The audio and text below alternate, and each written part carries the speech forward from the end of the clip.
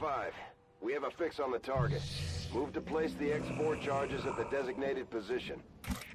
Hello and welcome back to Some Dirty Kitchen. My name is GameSenior and this video will be a channel update and season opening for XCOM Season 2 War of the Chosen. So let's start with XCOM and opening in the character pools. I will be recording the first episode in 2 weeks after this video will be published. So it could be somewhere in the beginning of July or in mid of July. It would be quite later. During this time you can send to me your characters in the character pool or to my email address dremorantrismagistos@gmail.com. Now I have a couple of rules, so I will have like 50 cosmetic mods. I will have separate list for the cosmetic mods, and then I have a list for all of my mods together for different reasons if somebody would want to play with that. Rules for this: I really like bright colors on my soldiers and the camo. This is the one thing in XCOM 2 that actually bugged me really and annoys me, is that the game never generates any camo, and I think it's shame, it's pity, because even in the base game there is a camo and you always get these all green or dark green soldiers. So yeah, it's good for military, but doesn't really speaks artistic if you will. No, I mean, why are they teal? Aren't platypuses brown? Someone's idea of artsy! So another thing, like, I don't like when soldiers don't have faces, because that's bad, and it's even worse when it's on engineers or scientists, because you can't make it right, you can't edit those. And something from Anarchy Children DLC, I don't like men with pigtails. I found it so stupid.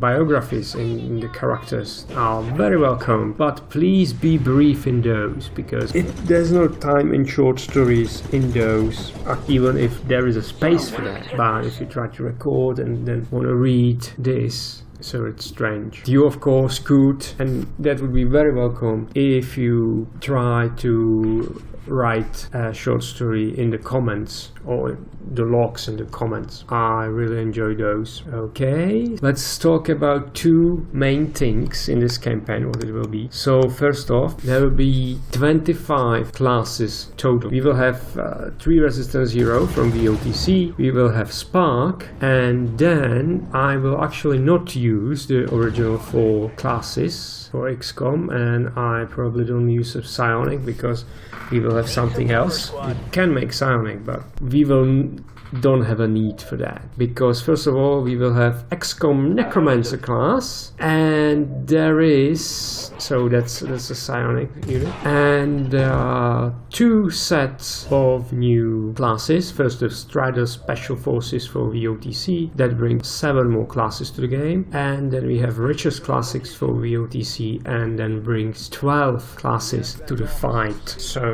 that will be awesome, I think. Of course, it's also means, first of all, it means that these classes are usually stronger than the original. Second, it will means that we will not have more than 2 of each classes. Most of them could be only 1 class, and some even never trigger.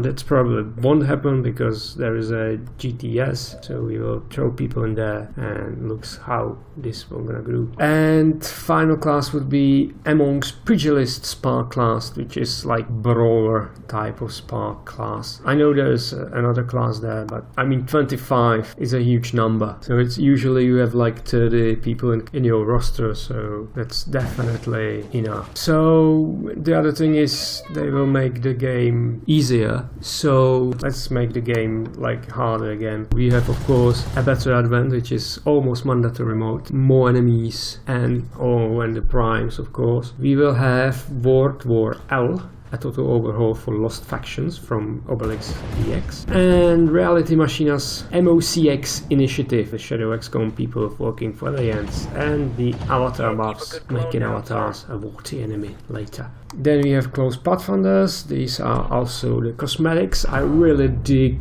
those cloaks on your soldiers from this mod.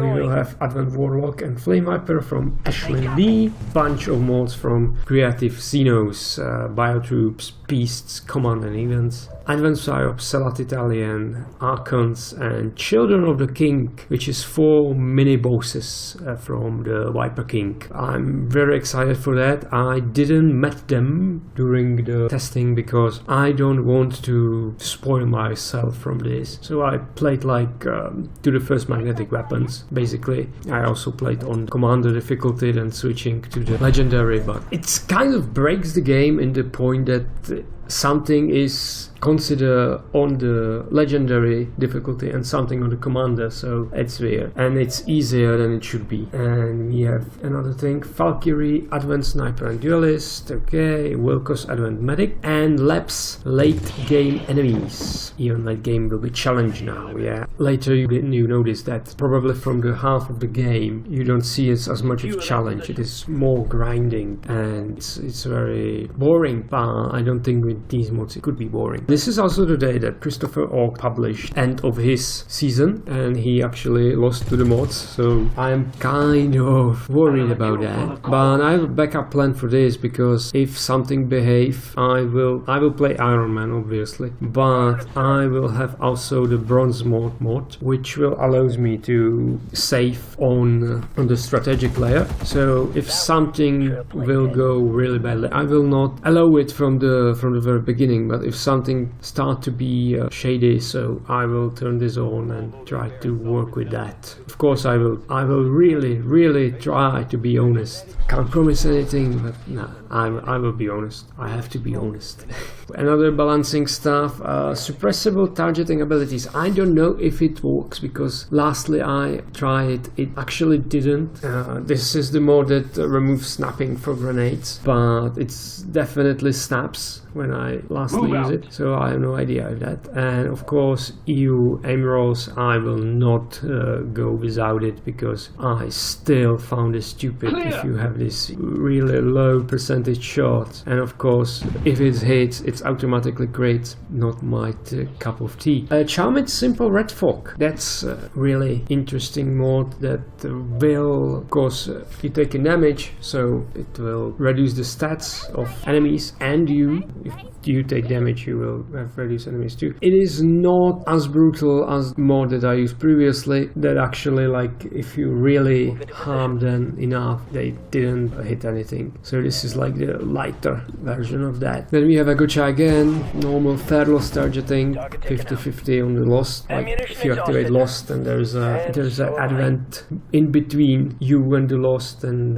normal without this mod most of the lost would target you first. So now it's 50-50. RoboJungle increased combat intelligence for everyone, and yet another F1. Yeah, yet another F1 is like in the very first XCOM, or in the XCOM 2012-2013. If you hit F1 you have screen of abilities for everyone else. And increased combat intelligence for everyone, that's every class could go for better combat intelligence training, because normally you can't go with your hero units. And here it is, Zamster Starting Spark. This is like the most thing that gonna easier the game from the beginning, because this mod will give you a spark in the very first mission in the Gatecrusher. So I am not sure about it if I want it in this. So I'm open to, well, maybe we will take a poll about it. So Reality Machinas, the greatest mode of all. We will have Spark Launcher Redux, artillery launchers for Sparks, and Metal over Flesh Redux. Other upgrades for Sparks, core room slots and skirmisher rebellants. Okay. Flawless mode, very nice mode that if you hit a flawless mission it will give you some reward. I think we will need it, especially think about it that if we have 25 classes, how many resources we will have to do for the GTS bonuses. So yeah, that would be something. Hidden potential, randomized leveling, I love that. I don't really love that everybody level leveling the same amounts and as well as they generated. So we will have chimeric point base not created equally, which will make the soldiers more individuals. And we will have Mr. Nice trainable sparks, which means sparks can acquire training center abilities, and it's more the overhaul, which could be a problem with metal over flesh redux, which is also overhaul for sports, but so far it goes well with each other, so I hope it will be too good. What we have next, we have some UE tweak mods, mod config menu, new promotion screen by default, extended information.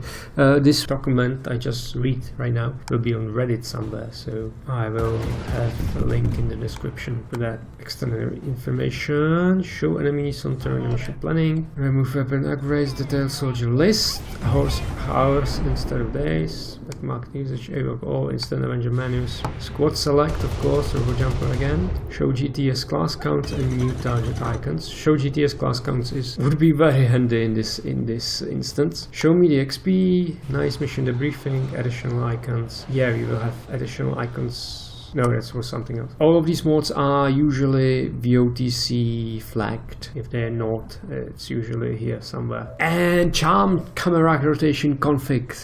Finally a mod that allows you to rotate camera by 45 or even 30. I think it's even 1 degree. But the difference between this mod and the previous that I use is that with this one I can actually use the target preview. I don't really use it because I can't, because the other one was free camera rotation, I think, and in that one if you hit Alt key you would have this free camera rotation with your mouse. And this one is just simple, like 45 or 30 degrees, I think, and cost-based ability color. Yeah, it's a nice mod to have. New mission maps, landed UFO from day one. That's a really nice mod that actually allows you to supply rate the UFO early before you have the Avenger defense, that original what was in the vanilla game. Because if you don't have it, you don't have access to this landed UFO. And the problem in VOTC is of course that it's more rare than before because you have these another Avenger defense against the Chosen. So that's the one thing. There are some other map from enemy unknown, enemy within. I don't know what EC stands for in this one.